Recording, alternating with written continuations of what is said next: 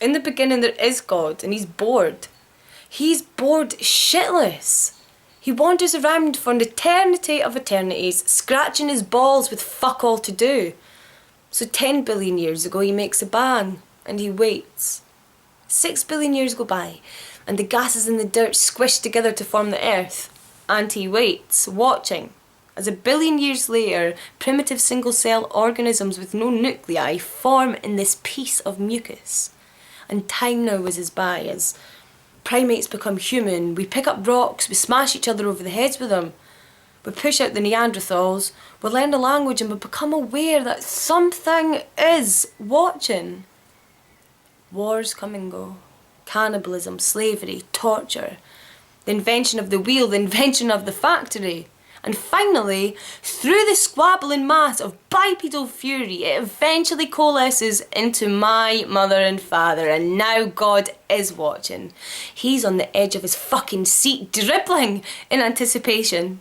He watches their love, their marriage, their fights and their arguments. He watches the birth of their firstborn and the conception of the little girl, and here we are, and here God is on that day. On that day, my mum, she complains of terrible, terrible pains. And my father who now knows that his life's been denied, he sits drunk and stunned in front of the TV. He's watching the life that he wants while steeping in the one that he hates, and he ignores her. He refuses to help her. Sit down, you fat bitch, it's just wind, you're not due yet. And God, he watches happily. He watches happily as my father refuses to go and get her help, and suddenly her appendix pops and she's dead.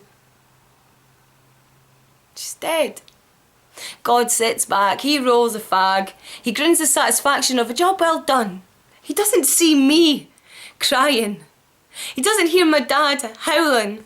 He doesn't see my mother's body on the hospital slab, but we know. We know that from that day on, God is no longer watching.